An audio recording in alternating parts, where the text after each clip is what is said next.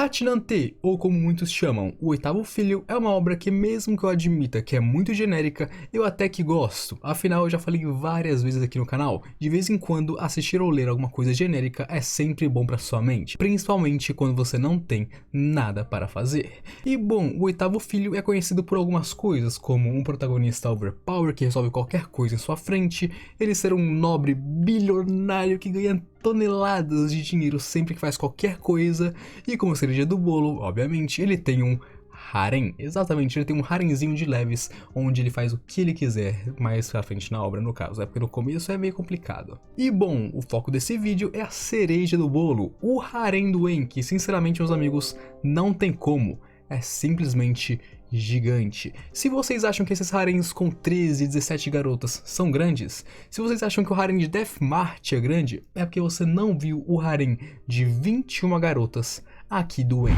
Sim, meus amigos, é exatamente como viram. 21 garotas, praticamente todas as garotas que aparecem na série caem na rede do protagonista. Esse cara é um pescador nato. Então hoje eu vou falar pra você, meus amigos, sobre as 21 mulheres do En, já que no anime só apareceu umas 4 delas, que é bem pouco. E é claro que eu preciso avisar que esse vídeo contém spoilers da novel, então tome cuidado para não ser spoilado. Então, vamos começar esse harem com uma garota que já é bem conhecida pelo público, que seria a Elise, e ela é a primeira e principal esposa do En, sendo conhecida como a Santa de Hohenheim, graças à sua magia milagrosa de cura. E no começo, bom, era um casamento meramente político, mas o En conseguiu entender bem os seus sentimentos, algo que ninguém antes havia conseguido, que é algo que ela também fez. Ela foi e começou a entender um lado do En que ninguém mais entendia, o lado gracioso dele. É meio estranho falar esse lado gracioso dele, mas supostamente é isso que ela entendeu. Ela entendeu que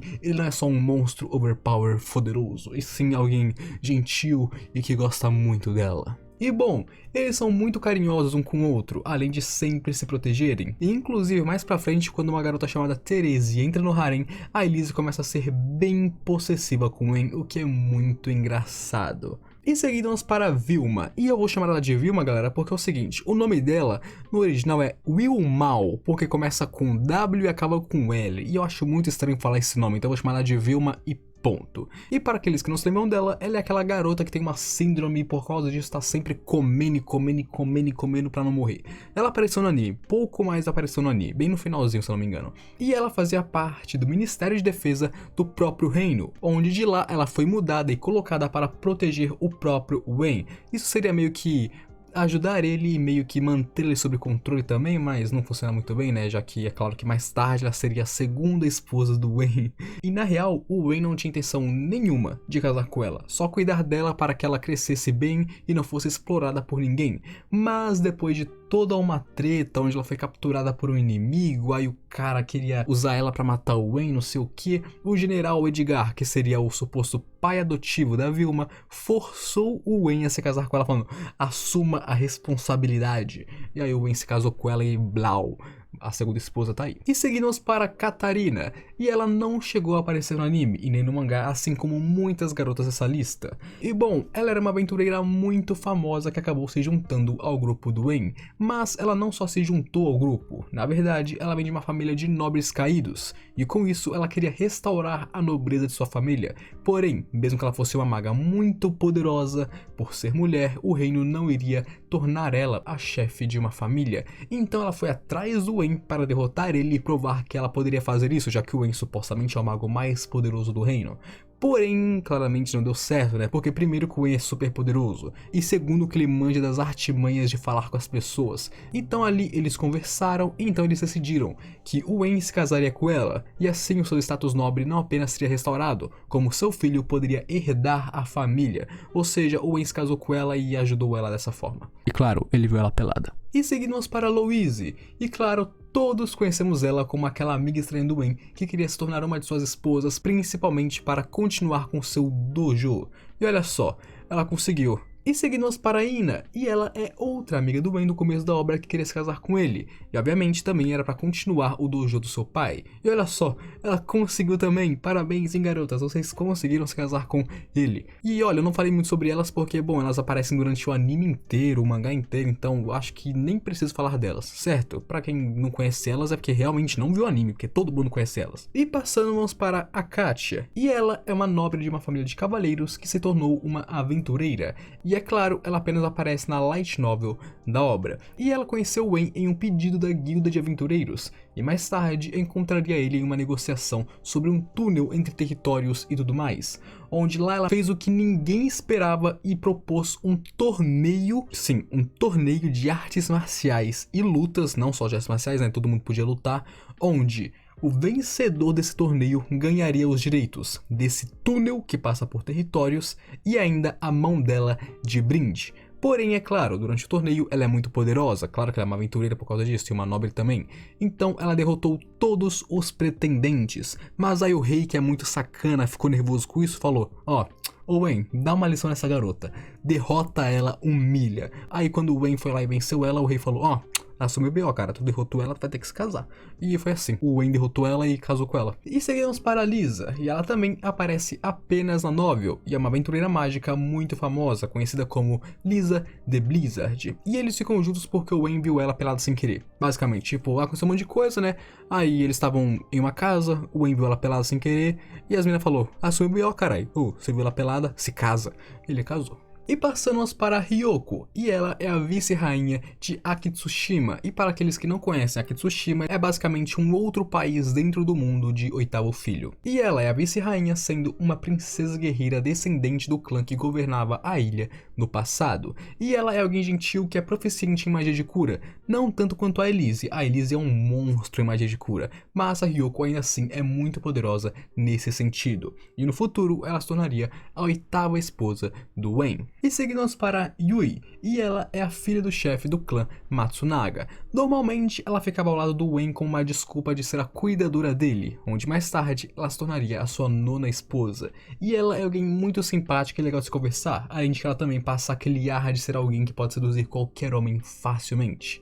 E bom, ela é mó gata, né? Fazer o que? Eu seria seduzido facilmente por ela também. Passamos para Yuki, e ela é a chefe do clã Hosokawa, e claro, a 10ª esposa do Wen, sendo alguém muito gentil e atenciosa, além de, claro, ser muito inteligente também, mostrando a sua inteligência quando ela foi capaz de manter um feudo inteiro saudável e bem, mesmo durante uma crise ferrada que eles estavam passando, antes do Wen chegar lá e ajudar ela. E passamos para 3 garotas, Agnes, Cindy e Beth. E bom, por que eu vou falar sobre as 3 em um conjunto? Porque, bom, as 3 meio que vêm do mesmo lugar e têm desfechos super parecidíssimos. E isso acontece porque elas eram alunas do Wen. Sim, durante o tempo em que o Wen foi um professor temporário na escola de aventureiros na capital do reino, elas foram alunas dele. E sim, meus amigos, nós vemos obras onde os caras pegam professoras e tudo mais, mas dessa vez o papel inverteu, porque ele pega alunas. Ele transcendeu esse conceito ao vivaço, não sendo apenas uma aluna, como 3 alunas ao mesmo tempo. Vê se pode uma coisa desse. Esse cara é um monstro.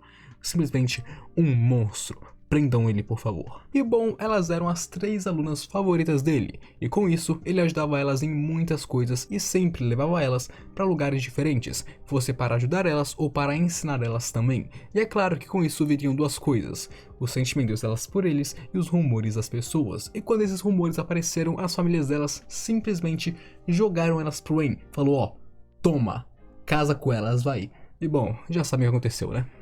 Vapo. E seguimos para Elizabeth, e ela é a ex-princesa demônio, sendo a última sobrevivente da família real da República Sontak, e ela se tornaria a primeira esposa demoníaca do Wen. Esposa demoníaca, hein? Esse nome soa interessante. E seguimos para Therese, e ela era uma duquesa e um dos 7 príncipes eleitos do Sacro Império de Urquhart. Esse nome é muito estranho, Urquhart. E bom, o que esses títulos que ela tinha significa, eu não faço a mínima ideia, só que ela era alguém bem importante. Mas ela renunciou isso e seguiu com Wen para o reino de Helmut e se tornou uma de suas amantes, onde mais tarde ele se casaria com ela. E desde que ela conheceu Wen, ela foi muito atraída por ele, e é claro que com isso ela sempre tentou ir de noite ao ao quarto dele escondida de todo mundo, onde mais tarde o Wen ajudaria ela com alguns problemas, e depois disso ela iria para Helmut com ele, onde em Helmut ela se tornou próxima do Wen e de suas esposas. No começo ela só queria um filho dele, mas depois ficou bem feliz quando ele se casou com ela. Meu Deus, esse harem não acaba nunca, velho.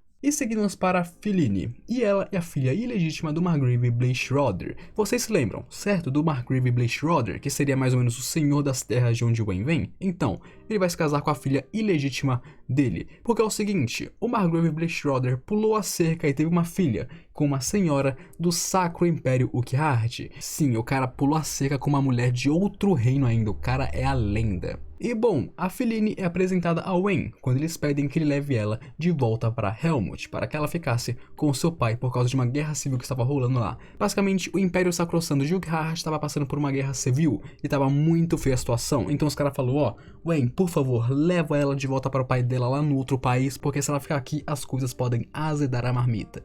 Então o Wen falou, ó, tá bom, vou levar ela. Aí bom, o Wen levou ela lá, ela conheceu o pai dela e a mulher do pai dela falou, ah, então você vai se casar com Wen quando se tornar uma adulta, hein? Porque, claro, ela não é uma adulta agora, né? Ela é meio que uma criança. Então, quando ela se tornar uma adulta, ela vai casar com Wen. Então, por enquanto, ela é uma noiva do Wen. E seguimos para Fujiko. E ela é a herdeira do clã Date, que seria um dos maiores clãs e mais fortes de Akitsushima. E a Fujiko se tornaria noiva do Wen depois de perder para ele em uma luta de magos. E isso aconteceu porque depois de perder para ele, ela ficou muito apegada a ele. E aí o pai dele olhou aquilo e falou, ah, então minha filhinha se apaixonou finalmente.